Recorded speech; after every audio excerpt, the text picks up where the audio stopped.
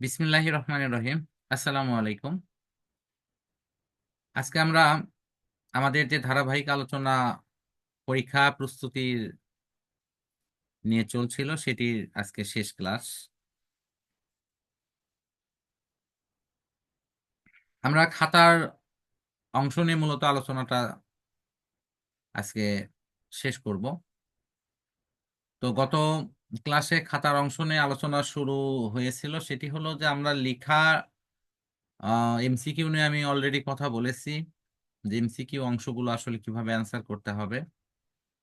আমি পুনরায় আবারও সেটি রিপিট করছি যে আমাদের অ্যান্সার করার সময় অবশ্যই কোনো ক্ষেত্রে হয়তো 25 মিনিট, কোনো ক্ষেত্রে হয়তো 30 মিনিট আমরা সময় পাবো। আমাদের ফার্স্ট যে কাজটা করা উচিত তা হলো যে অ্যান্সারগুলো আমাদের জানা, খুব ঠান্ডা মাথায় দ্রুত সে অ্যান্সারগুলো কমপ্লিটলি ওকে করা। টার্গেট যেখানে আমাদের 1 মিনিট সময়, সেখানে যেন আমরা 20 থেকে 25 বা সর্বোচ্চ 30 সেকেন্ডের মধ্যে ওই জানা অ্যান্সারগুলো আমরা দ্রুত করতে পারি। এমসিকিউ পড়ার ক্ষেত্রে সবচেয়ে গুরুত্বপূর্ণ যে বিষয়টার দিকে নজর দিতে হবে তা হলো অনেকে চারটা না পড়েই প্রথমটা পড়ে অ্যান্সার দিয়ে ফেলে, কিন্তু দেখা যাচ্ছে যে প্রথমটার পড়ার পর দ্বিতীয় তৃতীয় নম্বরে গিয়ে দেখা যাচ্ছে যে উপযুক্ত অ্যান্সার আছে। ইভেন কোনো কোনো সময় না বোধক অ্যান্সার গুলো চোখে পড়ে না, আমরা হা বোধক ধরে অ্যান্সার দিয়ে ফেলি, ফলে আমাদের অ্যান্সারটা কিন্তু ভুল হয়। তো আমাদের দুটো ব্যাপার খেয়াল করতে হবে, অর্থাৎ চারটা অপশন পড়ে অ্যান্সার করতে হবে। দ্বিতীয় হলো কোনো না বোধক চিহ্ন আছে কিনা, এটা খেয়াল করতে হবে। এমসিকিউ যারা তৈরি করে তাদের যে বিষয়ে প্রশিক্ষণ দেওয়া হয় তাদের তা হলো যে তারা কোনো স্টুডেন্টদেরকে তাদের এই অপশনগুলো দিয়ে এবং প্রশ্নের মধ্য দিয়ে কোনো না কোনো ভাবে এক ধরনের বিক্ষিপ্ত করবে। চারটা অপশন বলা হয় না, এগুলো বলা হয় বিক্ষেপক। তো সুতরাং আমাদের সতর্ক থাকতে হবে যে প্রশ্ন এবং অ্যান্সারের মধ্যে কোথাও না কোথাও এই ধরনের অপশনগুলো থাকবে যেখানে আমরা বিভ্রান্ত হয়ে ভুল অ্যান্সারটা করে ফেলি। তো এই ব্যাপারে একটু সচেতন থাকলে হবে। আমি না বোধকের ব্যাপারে আমি কিন্তু গতদিন বলি নাই, তো সেটা আজকে হয়তো আমি উল্লেখ করলাম। এখন খাতায় লেখার ক্ষেত্রে আমাদের ফার্স্ট যে বিষয়টা দেখা দরকার তা হলো আমরা অ্যান্সারটা করছি যদি ফিজিক্স, কেমিস্ট্রি, বায়োলজি এই জাতীয় সায়েন্সের কোনো সাবজেক্ট হয়, তাহলে আমাদের 8টা প্রশ্নের মধ্যে 5টা অ্যান্সার করতে হয়। সেক্ষেত্রে যে 2 ঘন্টা 30 মিনিট বা প্রশ্নে অনেক সময় 2 ঘন্টা 35 মিনিট উল্লেখ থাকে, তো আমি ধরবো যে প্রত্যেকটা প্রশ্নে প্রায় 30 মিনিট সময় দেয়া হয়। এখন আমাদের টার্গেট থাকবে যে আমরা 25 মিনিটে যেন সেই অ্যান্সারটি কমপ্লিটলি ওকে করি। তো সেক্ষেত্রে আমরা ক নম্বর প্রশ্ন যদি 2 মিনিটে, খ নম্বর যদি 3 থেকে 4 মিনিটে, গ নম্বর যদি ওই রকম 5 থেকে 6 মিনিটে, আর বাকি সময়ে যদি আমরা ঘ নম্বরটা কমপ্লিট করি, আমার মনে হয় না যে প্রশ্ন অ্যান্সার করা নিয়ে খুব একটা সমস্যা হওয়ার কথা। এবং এটার আগে থেকে এক ধরনের প্রিপারেশন এবং সে ধরনের মানে মানসিকতা নিয়ে কিন্তু আমাদের পরীক্ষাটা দিতে হবে। অনেকের হাত খুব ঢিল, তাদের জন্য আমার পরামর্শ হলো কোনো কোনো ক্ষেত্রে বর্ণনামূলক অ্যান্সারগুলোকে শর্ট করে, মানে অ্যান্সারটা ফুল দিতে হবে, এটা হলো গুরুত্বপূর্ণ। আমি দেখা যাচ্ছে যে পূর্ণাঙ্গ লিখতে গিয়ে আমার অ্যান্সার হচ্ছে মাত্র 3টা, আর যদি আমি একটু শর্ট করে লিখি তাহলে সেখানে আমার অ্যান্সার হবে হয়তো 4টা। তাহলে ওই শর্ট লেখাটাই গুরুত্বপূর্ণ, কারণ অ্যান্সারের সংখ্যা বাড়তে হবে। তুমি একজন একটু বর্ণনা কম লিখছে আর তুমি বর্ণনা ফুল লিখেছো, ফুল লিখছো মানে তোমাকে ওই 4-এর মধ্যে কিন্তু 6 দেবে না। দেখা যাচ্ছে যে অন্যজন একটু কম লিখছে, সেও 4 পাচ্ছে, তুমিও 4 পাচ্ছ, কারণ মূল লেখা উভয়েরই হয়তো একই, মাঝখানের বিবরণটা একটু ছোট বড়। এই কারণের জন্য আমাদের এই বিষয়গুলো অবশ্যই খেয়াল করতে হবে। হাত চালু রাখার তো দরকার, তারপরও এই শেষ মুহূর্তে এসে যার যেরকম সামর্থ্য তাই সেই রকমই করবে। এখন আমরা পরীক্ষার খাতায় লিখার সময় যদি 7টা প্রশ্ন হয় তাহলে সেক্ষেত্রে প্রত্যেক প্রশ্নে আমরা সাধারণত 21 মিনিট পাই, কিন্তু সেখানে আমাদের 18 মিনিটের মধ্যে লেখা কমপ্লিট করলে 3 × 7 = 21, আর এদিকে প্রায় থাকে আরো 3 মিনিট, এই 24 মিনিট সময় আমাদের বাড়তি পাওয়া যাবে, যেটি আমাদের বিভিন্ন সিস্টেম লস এবং খাতা রিভিশন করা, রিভিশনের পূর্বে প্রত্যেকটা নম্বর চেক আপ করা, এগুলো কিন্তু আমাদের ইনশাল্লাহ হয়ে যাবে। এখন প্রশ্ন হলো যে আমি প্রথমেই যদি ওএমআর শিট পূরণ করতে গিয়ে আমাদের খুব ঠান্ডা মাথায় যে কাজটা করা দরকার তা হলো যে ওএমআর শিট যখন আমরা ফিল আপ করবো, তখন এই ওএমআর শিটের যে ঘরগুলো আছে, অর্থাৎ এখানে যে ঘরগুলো আছে, ঘরগুলোতে আমরা আমাদের লেখাগুলো ইংরেজিতে কিন্তু লিখতে হবে। এটা অনেকে আবার বাংলাতে লেখে, এখানকার লেখা অলওয়েজ ইংলিশে হবে।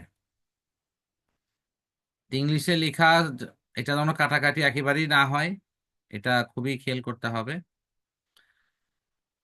তারপর যথারীতি নিচে ফিল আপ করার সময় প্রথম কাজ হলো যে আমি যখন এখানে একটা কলম রাখছি, তখন আমাকে খেয়াল করতে হবে যে আমি সঠিক ঘরে রাখছি কিনা, কারণ একটা ঘর লাল থাকে আর একটা ঘর সাদা থাকে। তো অনেকে দেখা যায় যে বেশি ভুল হয় হলো তার ঘর ভুল, অর্থাৎ সে হয়তো 7 পূরণ করছে ঠিকই, কিন্তু সে লাল ঘরে পূরণ না করে সাদা ঘরে যা পূরণ করছে। অর্থাৎ আমাকে খেয়াল করতে হবে যে আমি কোন শাড়িতে আছি, আমি লালের শাড়িতে আছি না সাদাতে আছি। ওখানে কালার ডিফারেন্স করা থাকে, কিন্তু এটা একটু সবাই খেয়াল করো। আর কলমটা রাখার পর খেয়াল করতে হবে যে আমি কি ঠিক ঘর পূরণ করছি কিনা। আমি বলবো যে এই যে রেজিস্ট্রেশন এবং রোল নম্বর সহ যে কয়টা অংশ ফিল আপ করার জন্য সংশ্লিষ্ট কর্তৃপক্ষ প্রায় 15 মিনিট সময় তারা দিয়ে থাকে, এটাকে ধীরে সুস্থে পূরণ করার জন্য। ভুল তাদেরই হয় যারা এগুলো ফিল আপ করার সময় তাড়াহুড়ো করে, অথবা অন্য কারোর সাথে গল্প গুজবে মত্ত থাকে, অথবা অন্যকে হেল্প করার নামে নিজের কাজের প্রতি উদাসীন থাকে। আমি এক কথা বলবো, পরীক্ষার রুমে যাওয়ার পর পরীক্ষা শুরুর অন্তত 20 মিনিট পূর্বে সমস্ত প্রকার কথা অফ করে দিতে হবে। যে যত বড় ফ্রেন্ড হোক, যে যত রকম কথা থাক, তার সাথে এক কথাই যে আমি কারোর সাথে কোনো কথা বলবো না। বিশেষ করে এই ঘরগুলো ফিল আপ করার সময় একেবারেই না, তাকে একবারই কথা বলা হবে যে না, আমি ফিল আপ করার সময় তুমি আমাকে ডাকলে যত কিছু বলো, আমি কোনো কথার উত্তর দেবো না। খুব ঠান্ডা মাথায় এগুলো ধীরে ধীরে ফিল আপ করলে হবে, কারণ এটা নিয়ে তাড়াহুড়ো করার কোনো দরকার নেই। এই ঘর ফিল আপ করলে নর্মাল নিয়মে সর্বোচ্চ 5 থেকে 7 মিনিট সময় লাগে, সেখানে আমাদের হাতে 15 মিনিট সময় থাকে।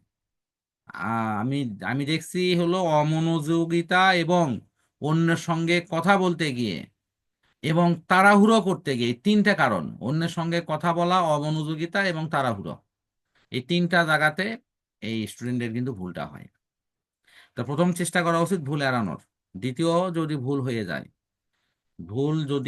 যায়, তাহলে অবশ্যই পরীক্ষা কর্তৃপক্ষকে জানাতে হবে বিষয়টা, এবং তারা যে পরামর্শ দেবে সেই অনুসারেই ব্যবস্থা নেওয়া উচিত। তবে ওই যে ঘষা মাজা করা, এগুলো মনে হয় একেবারেই উচিত না। অনেকে ঘষা মাজা করে উত্তরপত্রে ওই মানে ওএমআর শিটের অংশ একদম নষ্ট করে ফেলে, এটা একদম অনুচিত। প্রথম অপশনটা ভুল না করা, দ্বিতীয় অপশন হলো ভুল যদি হয়ে যায় সংশ্লিষ্ট কর্তৃপক্ষকে জানানো এবং তারা যে পরামর্শ দিবে সেইটাকে অনুসরণ করা। এই মোটামুটি বলার। আর খাতা, যেটা হাজিরা খাতাতে তুমি যখন স্বাক্ষর দিবা, স্বাক্ষর প্রতিদিনের এক হতে হবে। এটা তোমার আগেই ডিসিশন নিতে হবে স্বাক্ষরটা আসলে তুমি কেমন দিবা। এটা কিন্তু এরকম অফিসিয়াল কোনো স্বাক্ষর না। অফিসিয়াল স্বাক্ষর এই অর্থ না যে তুমি চাকরি নিচ্ছ, চাকরির সময় যে স্বাক্ষর দিয়েছো ওই স্বাক্ষর। এটা হলো তুমি ব্যাংক অ্যাকাউন্ট খুলতে গেলে, অফিসে জয়েন করতে গেলে, তখন তোমার একটা স্বাক্ষর অফিসিয়ালি তৈরি করে নিতে হয়।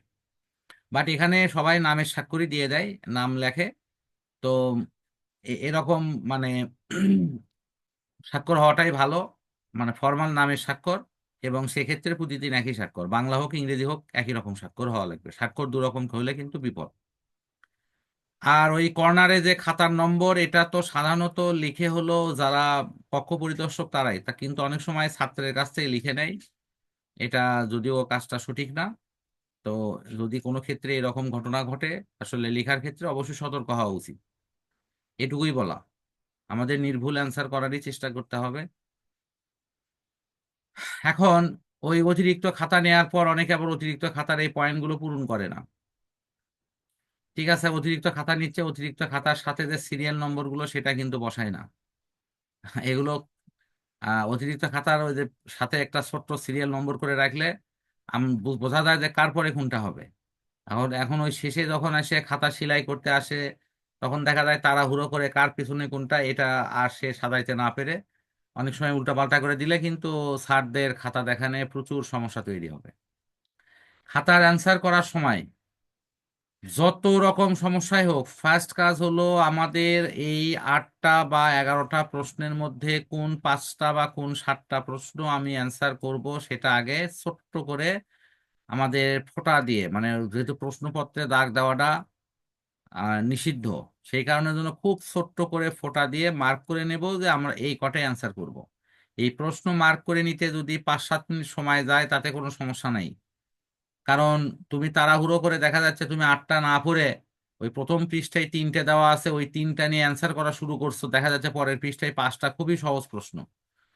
হ্যাঁ, তুমি এই 3টে অ্যান্সার করার পর পরের 5টা দেখে লাভ নাই, তাহলে আফসোস করা ছাড়া কোনো কিছু করার থাকবে না।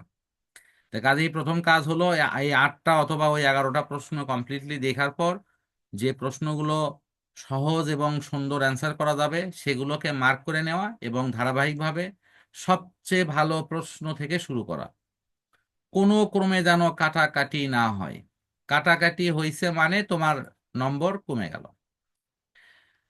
এটা অনেক সময় সৃজনশীলে এরকম কথা কিন্তু বলা হয় যে আমি ধরো এরকম খাতার পৃষ্ঠা আমি পাশাপাশি দুটো নিচ্ছি, তো সাধারণত মার্জিন থাকে, তো তুমি মার্জিন আঁকে নিলে, এইদিকে মার্জিন দিলে, এইদিকে মার্জিন দিলে, এখানেও তাই।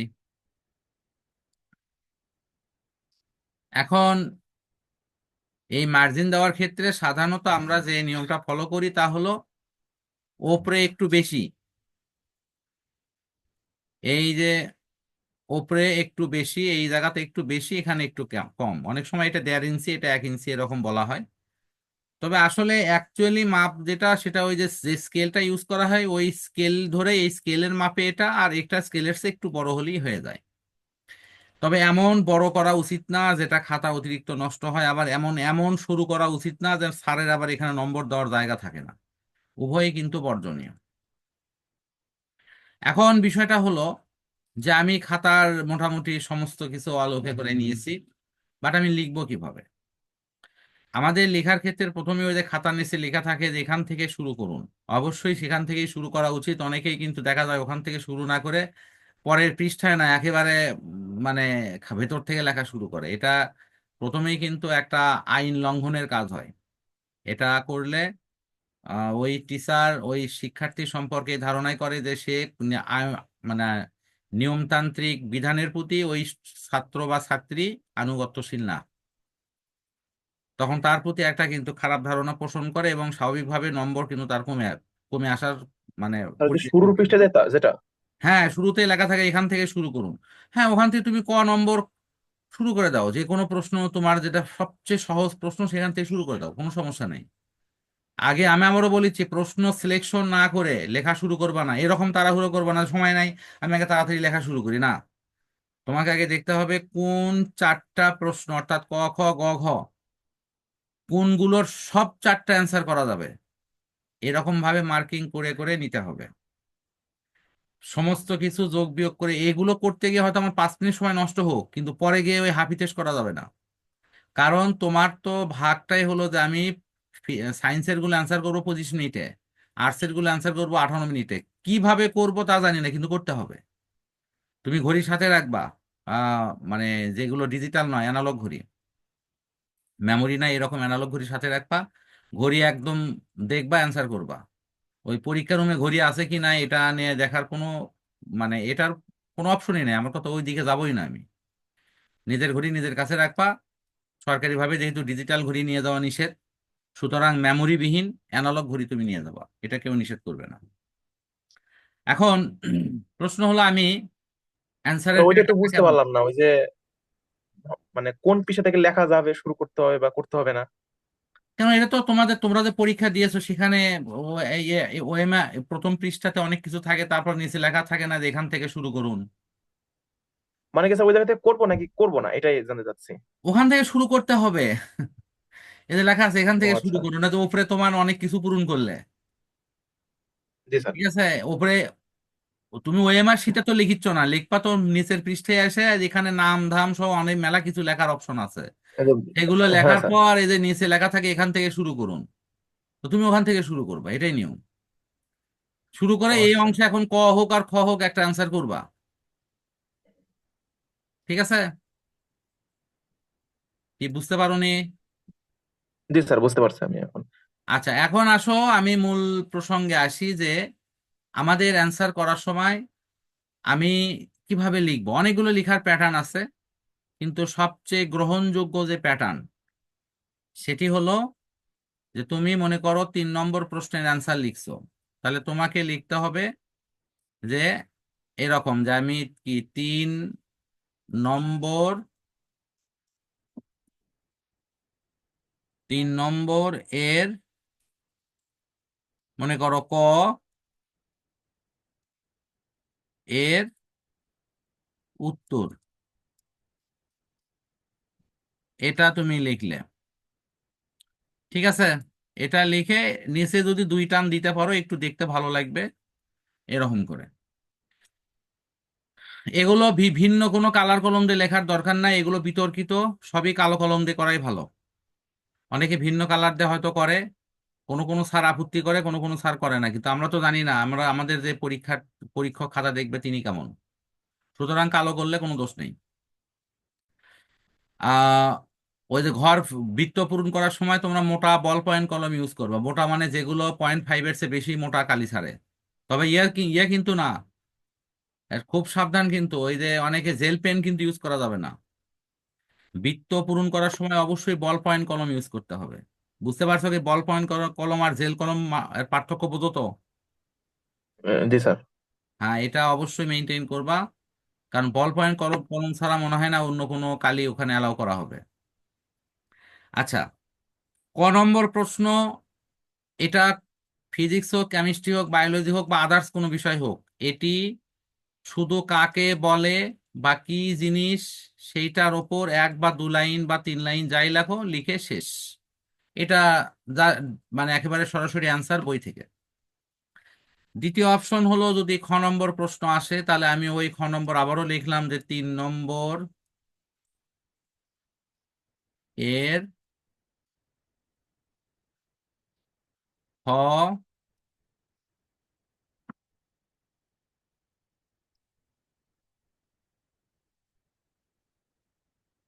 খ এর উত্তর, এটা লিখে আমি আবারও এরকম মার্ক করে নিলাম। প্রশ্ন হলো যে আমি এখানে কতটুকু লিখবো। তোমার হয়তো প্রশ্ন চাওয়া হয়েছে যে 10 নিউটন বল বলতে কি বোঝায়। প্রথম আগে তোমার বলের সংজ্ঞা দিতে হবে, বল কাকে বলে।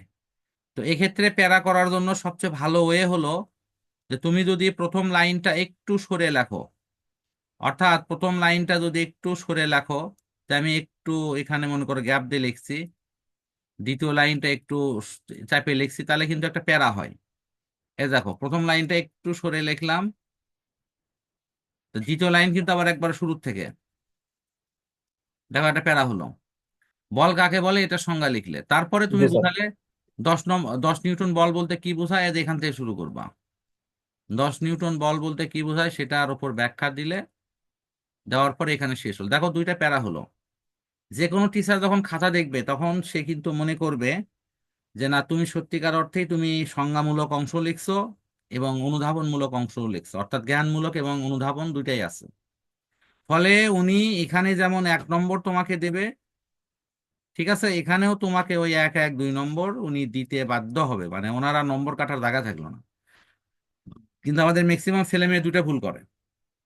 প্রথম ভুল হলো 10 নিউটন বল বলতে কি বোঝায়, এটাতে তারা 10 নিউটন বল বলতে কি বোঝায় এটা সত্যি লেখে এবং সঠিক লেখাই লেখে, কিন্তু ওই যে বললাম সেখানে এই যে তোমার 6 নম্বর প্রশ্নের মধ্যে দুইটা প্যাটার্ন থাকতে হয়, একটা হলো জ্ঞান, নলেজ, আর একটা হলো কম্প্রিহেনসিভ মানে অনুধাবন। এই দুইটা অংশের মধ্যে যেহেতু তোমার জ্ঞান থাকলো না, সেক্ষেত্রে ওই স্যার চাইলে 1 নম্বর কেটে দেবে, অর্থাৎ 1 দিয়ে দেবে। আর একটা দল আছে কি, সে হয়তো সংজ্ঞা সহই লেখে, মানে যথেষ্ট বড়ই লেখে, মানে একবার বিশাল বড় করে লিখছে, কিন্তু প্যারা করে না। প্যারা না করায় কিন্তু ওই স্যার ইচ্ছা করলে নম্বর 1ও দিতে পারে, ইচ্ছাগুলো 2ও দিতে পারে। প্যারা করলে ওই স্যারের পক্ষে তখন নম্বর দেওয়াটা অনেক, মানে স্যারের জন্য ইজি হয় তা না, স্যারের নম্বর কাটাটা কঠিন হয়ে যায়। তাই না, 2 প্যারা করছে, 2টা অংশ আছে, নম্বর তাকে দিয়ে দেওয়া। আশা করি বিষয়টা ওকে। তো আমরা যদি এরকম লিখিত প্রশ্ন, যদি গ নম্বর হয়, মানে লিখিত অঙ্ক না, তাহলে সেক্ষেত্রেও কিন্তু আমাদের গ নম্বরে এসে, আমি যদি এটাকে গ নম্বর মনে করি, আমি আর নতুন করে লিখতেছি না, তাহলে এখানে এসে আমাকে 3টা প্যারা কিন্তু করতে হবে। অর্থাৎ আবার এই যে আমি জ্ঞানমূলক লিখছি, অনুধাবন লিখছি, আমি আবার এই যে 3য় প্যারায় এসে কিন্তু আবার একটু সরে লিখে এভাবে শুরু করব। আচ্ছা, 2য় লাইনগুলো আবার শুরু থেকে, ঠিক আছে, এরকম করে আমি হয়তো 2 টান দিচ্ছি, মানে 2 সার বা 3 সার দেখাচ্ছি। আসলে মূল লেখার সময় তো এটা 2 সারও হতে পারে, 5 সারও হতে পারে। এটা তো আর আমার ওপর মানে এটা তো উত্তরের ওপর আর তোমার লেখার ওপর ডিপেন্ড করবে, তাই নয় কি? মানে এটা যদি গ নম্বর হয়, সাপোজ এটা খ নম্বর নয়, এটা কি গ নম্বর, তাহলে কিন্তু এরকম 3টে প্যারা করার চেষ্টা কর। প্রথম অংশে কি থাকবে? জ্ঞান। দ্বিতীয় অংশে কি থাকবে? ব্যাখ্যা। তৃতীয় অংশে কি থাকবে? প্রয়োগ। এই 3টা যেন থাকে। এটা লিখিত প্রশ্ন হলে সেটা বাংলা হতে পারে, সমাজ হতে পারে, এটা বায়োলজি হতে পারে, এরকম। বিশেষ করে কেমিস্ট্রিরও কোনো কোনো প্রশ্ন হতে পারে যেখানে অঙ্ক থাকে না। বুঝতে পারছি কি? আবার যদি সেটা যদি ঘ নম্বর হয়, সাপোজ ঘ নম্বর যদি হয় যে স্যার এটা লিখিত অংশই ঘ নম্বর, সেটা বাংলা সহ এরকম লিখিত যে কোনো পাঠ হোক যদি হয়, তাহলে আমার কি হতে পারে? সেক্ষেত্রেও তোমার এখানে কিন্তু এই যে 4টে প্যারা হবে। শেষ লাইনে এসে শেষ প্যারা আবার লিখতে হবে, এই যে শেষ প্যারা তোমাকে করতে হবে। আসলে আমি কিন্তু এখানে মডেল হিসেবে দেখাচ্ছি, 1 লাইন 2 লাইন, এটা কিন্তু একটা মডেল। তার মানে এটা হলো তোমার কি নলেজ, এটা হলো কম্প্রিহেনসিভ বা আন্ডারস্ট্যান্ডিং, এটা হলো অ্যাপ্লিকেশন, আর এটা হলো হায়ার অ্যাপ্লিকেশন, উচ্চতর দক্ষতা। এই 4টে প্যাটার্ন থাকাতে এটা ঘ নম্বর হলে উনি তখন 4 নম্বর দেওয়ার ক্ষেত্রে অনেক বেশি উৎসাহিত হবে যে না, এই ছাত্র নিয়ম মাফিক কাজ করছে।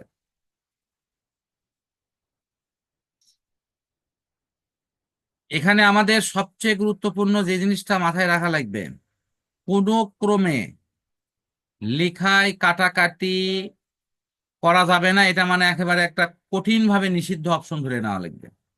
তুমি যদি একটা লেখা কাটাকাটি করে সঠিক লেখাও লেখো, ওই সংশ্লিষ্ট টিচারেরা তোমার লেখাকে সন্দেহজনক ধরে নিয়ে কিন্তু নম্বর কাটায় দেবে, এবং তাদের একটা বিরক্তও লাগবে।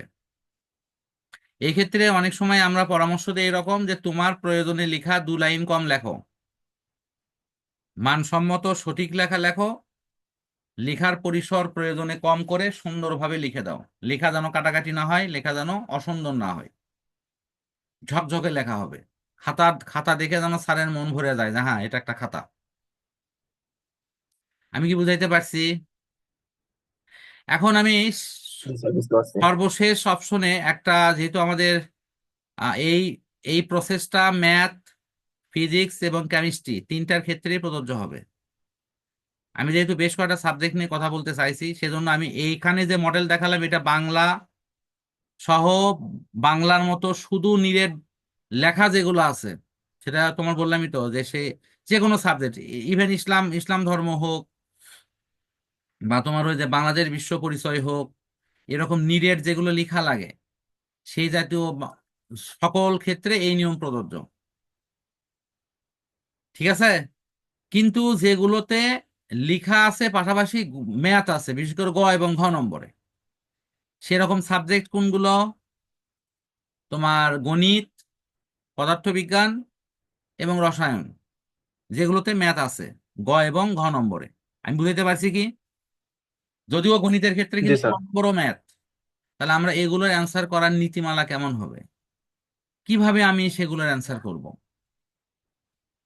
সব সময় মনে রাখতে হবে যে তারা যেহেতু সৃজনশীলে অঙ্ক তোমাকে বানিয়ে দিয়েছে, সুতরাং তুমি যদি সত্যিকার অর্থে ওই বিষয়ের ওপর পড়াশোনা করে থাকো, তাহলে তুমি জানো শুধু নিয়মটা, তুমি কিন্তু সত্যিকার অর্থে ওর রেজাল্ট কি এটা জানো না। ওই অঙ্কটা শেষ পর্যন্ত আদৌ হবে কিনা সেটাও তুমি জানো না। তাহলে তোমার কনফিডেন্স কার উপর হতে হবে?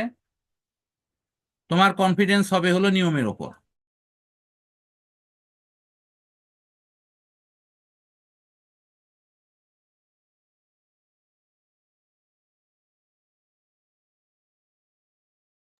তাহলে এই যে তোমার কনফিডেন্স হবে কার ওপর? নিয়মের ওপর। যে আমি নিয়ম ধরে করে দেব, আমার রেজাল্ট যা আসে আসবে। তার মানে কিন্তু আমি তুচ্ছ তাচ্ছিল্য করতে বলতেছি না, অবশ্যই সিরিয়াসলি তোমাকে সঠিকভাবেই করতে হবে। কিন্তু রেজাল্ট নিয়ে তুমি যদি কনফিউশন করো, নিজের মধ্যে টেনশন করো, তাহলে কিন্তু আগাইতে পারবে না। তোমার কাজ হলো যে তোমাকে ওই রকম দক্ষতাই অর্জন করতে হবে যে আমি নিয়মতান্ত্রিক ভাবে করব, আমার ইনশাল্লাহ অঙ্ক হয়ে যাবে। এই কনফিডেন্স নিয়ে তোমাকে কিন্তু অঙ্ক করতে হবে, সেটা যে কোনো অপশনই হোক। কমন হইছে হুবহুব আমি অঙ্ক করে আসছি সেটাই কমন আসছে, এরকম জিনিস মাথায় রাখা যাবে না। কমন হবে থিম। ঠিক আছে কি? তাহলে আমার আমি গ এবং ঘ উভয়ের জন্য একটা কমন অ্যান্সারের প্যাটার্ন আমি এখানে দেখাই দিচ্ছি। আমি যদি ফিজিক্স বা কেমিস্ট্রিতে অ্যান্সার করি, তাহলে ধরো ওই লিখলাম ওই রকমই, হয়তো 3 নম্বর এর আহ আচ্ছা, গ ধরি আগে। ধরো গ এর উত্তর, এইটা ধরে আমি এখানে অ্যান্সারটা লিখলাম। এখন আমাদের এখানে তিনটা অপশন কি কিভাবে আসবে জ্ঞানমূলক কোন অংশটুকু? ওই যে প্রথমে তুমি যেটা যে সূত্র লিখবা, তুমি হয়তো লিখতেছো ধরি বা মনে করি বেগ এত। তো বেগের ওপর তুমি একটা সূত্র লিখছো, যা আমরা জানি বেগ v equal to u plus at. আমি কিন্তু ওই বাংলাগুলো লিখতেছি না, খালি মুখে বলতেছি। তারপরে সাইড নোট বসাচ্ছ, যে এখান থেকে লিখতেছো উদ্দীপক হতে পাই কি কি পাও, ইউ সমান কি, ভি সমান, সরি এ সমান কি, টি সমান কি। আমরা কিন্তু সাধারণত অঙ্ক এভাবেই করি।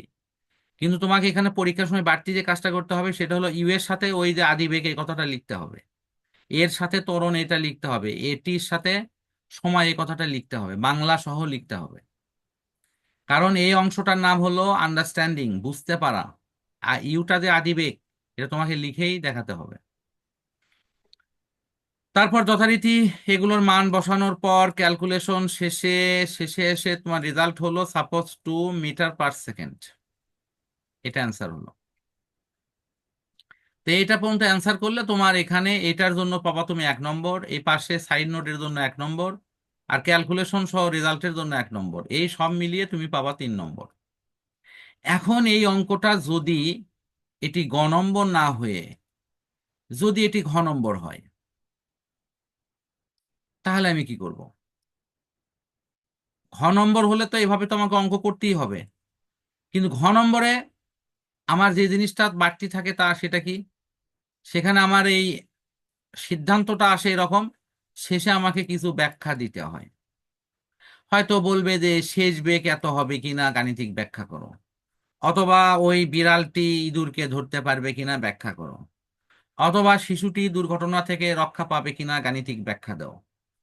তা আমার তো অঙ্ক করার পর তো আমার ওই ব্যাখ্যাটা আসবে, যে না সে এটা ঘটবে বা এটা ঘটবে না, বা উম, আহ, দুর্ঘটনা থেকে শিশুটি রক্ষা পাবে, অথবা বিড়াল ইঁদুরকে ধরে ফেলবে।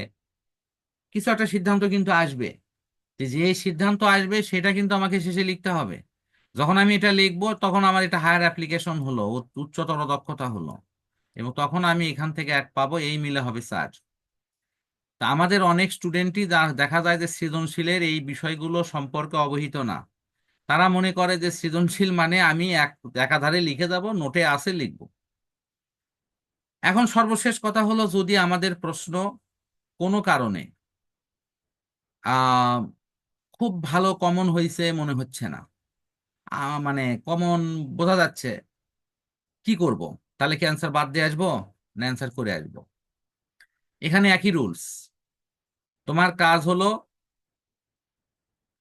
ক খ তো তোমার বেসিক প্রশ্নের মধ্যে দিয়ে তুমি নিজে কোড করতে পারবে আশা করি। অর্থাৎ ক খ নিয়ে আমি খুব একটা সমস্যা মনে করছি না।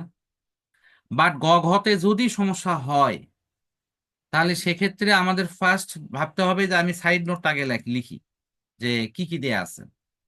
তারপর ওই সাইড নোটের আলোকে চিন্তা করি যে সম্ভাব্য কি সূত্র হতে পারে, এবং সম্ভাব্য যে সূত্রটা আসছে সেই সূত্রর আলোকে অঙ্ক করে দিয়ে আসবা। রেজাল্ট আসলে ভালো, না আসলেও আমি বলবো ভালো, কিন্তু অঙ্কতে কোনো কাটাকাটি করবা না। রেজাল্ট না হলে যদি ওই টিচার এটিকে যাচাই করে তাহলে 1 নম্বর কাটবে, আর যাচাই না করলে সে তোমাকে 3-এ 3 দিবে, অথবা উচ্চতর দক্ষতা হলে 4ই পাওয়া। এটা এটা আসলে এটা মানে এই সৃজনশীলের ক্ষেত্রে এটা একটা বিশেষ বোনাস সাইড প্রত্যেকটা স্টুডেন্টের জন্য। কারণ সৃজনশীল এই প্রশ্নের ধারায় বলা হয়েছে যে স্টুডেন্টের ওই প্রশ্ন অ্যান্সার করার সক্ষমতা আছে কিনা। কোনো কারণে সে হয়তো অ্যান্সারটা নিয়ে আসতে পারেনি, তার গাণিতিক কোনো দুর্বলতার কারণে, অথবা অ্যান্সারটা সঠিক মতো সে মিলাইতে পারেনি, বাট সে সে আসলে অ্যান্সারটা করতে পারে কিনা। তো এই অপশনটা কিন্তু আমাদের এখানে দেখতে হবে।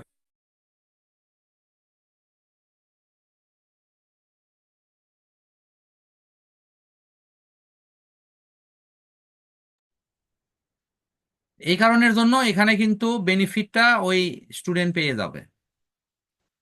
এটা কিন্তু অনেকেরই ভিতরে একটা কনফিউশন থাকে যে আমি অ্যান্সার অত ভালো কমন হয়নি এই জন্য আমি অ্যান্সার করিনি। এটা একেবারে ভুল ধারণা। তোমার মানে বলবো বলবো যে এখানে অ্যান্সার ফাঁকা রাখার চাইতে তুমি ওই অ্যান্সারটা যতটুকু পারো নিয়মতান্ত্রিক ভাবে করে দিয়ে আসবা, সেটা ইনশাল্লাহ হয়ে যাবে। কি বুঝতে পারছো কি? জি স্যার। সবশেষ কথা এটাই, কোনো অ্যান্সার ফাঁকা রাখা যাবে না। তুমি ফুলফিল অ্যান্সার 7টা হোক আর 5টা হোক, তোমার করে দিয়ে আসতে হবে। এবং করে দিয়ে আসার জন্য ধরো একটা বাংলা ফার্স্ট পেপার থেকে প্রশ্ন আসছে, বা বা ওই সামাজিক বিজ্ঞান থেকে প্রশ্ন আসছে, বা ধর্ম থেকে আসছে, তোমার মূল থিমটা তো জানা আছে। ওই থিমের উপর ভিত্তি করে তুমি তোমার মতো করে লিখে দিয়ে আসো, এই প্যাটার্ন গুলো ঠিক রাখো, ইনশাল্লাহ নম্বর পেয়ে যাবা। তুমি কখনোই এটা চিন্তা করবা না যে আমি যেভাবে পড়ে আসছি যেটা মনে করছি সেটাই আসবে, এটা নয়। ঠিক আছে? আর কোনো প্রশ্ন আছে কি? না স্যার, আমার তো নাই। আচ্ছা, ঠিক আছে। তারপরও ছোটখাটো কোনো সমস্যা বের হলে ইনশাল্লাহ পরবর্তীতে কথা বলা যাবে। আজকের আলোচনা আমরা এই পর্যন্তই রাখছি। আল্লাহ হাফেজ।